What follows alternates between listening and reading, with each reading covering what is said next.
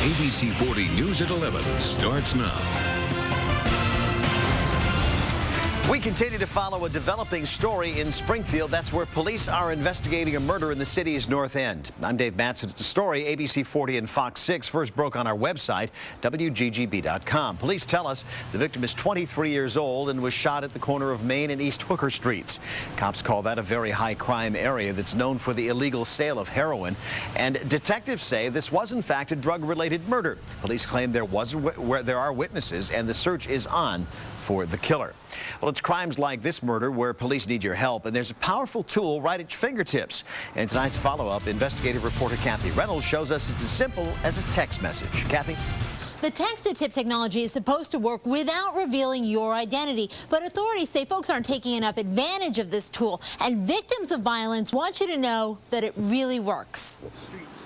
They're parents of the murdered and victims of an epidemic that keeps Mario Hornsby's son's case from being solved. There are a lot of families that truly suffer from this. It was on this street corner a year ago that Mario Hornsby Jr. was shot. There were witnesses, but most went mum. Intimidated, believe police, by the old street credo, snitches get stitches. And I can understand their fear for willing or liking to want to come forth because their safety is not assured by anyone. Retaliation, admits Hornsby, has happened, but it's also the reason for a new police tool. It's called text-to-tip. It's software that runs 24 hours a day, 7 days a week. We tested it to prove it's completely 100% anonymous. We have no way of determining the origin of the text-to-tip. On my cell phone, we sent our text to crimes or 274-637. Next in the message portion, we type the word solve and then our tip information. After that, we hit send. Within a minute, it appeared in front of law enforcement's eyes. We will forward that to the appropriate police agencies. My phone number was nowhere to be seen. It had been erased. My identity protected. As you'll see, the origin is from a tipster. There's no identifying numbers. It's a great idea. I stand behind it 100%. Hornsby says it's a way to silently fight crime in your community. Texting can be done in your house, in your car, wherever you are. No one knows what's happening. And doing so could help bring a parent closure by bringing a criminal to justice. Those who send in tips will get a near instantaneous message telling them that the tip has been received. And police are recommending you save the text-to-tip number as a contact. You see it on your screen, 274-637. If you're worried somebody might see it in your phone, then just give it a fake name. Dave? Kathy, thanks. Well, you can learn more about text-to-tip as well as how to protect your family and your home at Safe Neighborhood Night.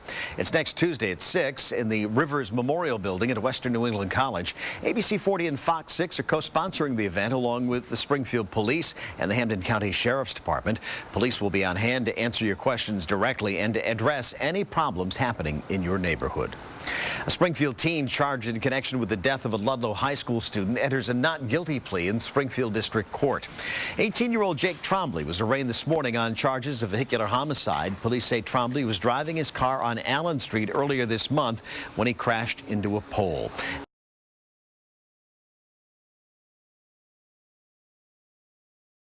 I'm Dave Matson. And I'm Shannon Heggie. Jeffrey Asher was fired last Thursday after a lengthy investigation, but he says his side of the story needs to be told. We had no idea we were videotaped that night, yet our report matches exactly what happened in that video. It was this video that started it all. During a traffic stop last November, former Springfield officer Jeffrey Asher caught on tape beating drug suspect Melvin Jones with a flashlight.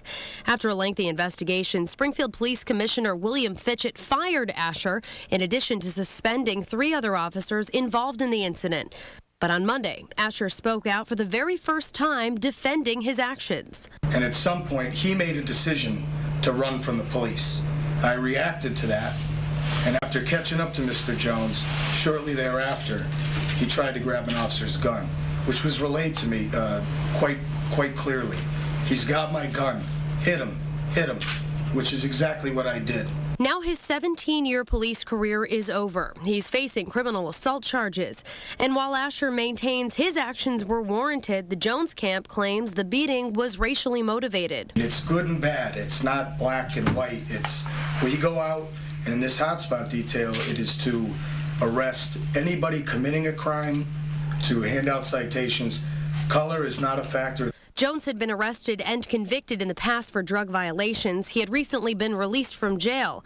On the night in question, he had several bags of crack cocaine on him. Asher believes Jones would have done anything to get away. In my mind, and I'll never know why he ran, but it's clear to me that he ran because he knew that he was going back to prison. Asher will be arraigned November 17th. His lawyer says he'll plead not guilty. If convicted, he could face up to 10 years in prison and lose his police pension. And the police union is filing appeals for all of the officers involved, including Asher.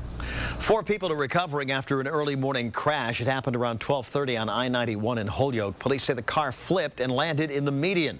The accident sent 2 adults and 2 children to the hospital. Now to vote.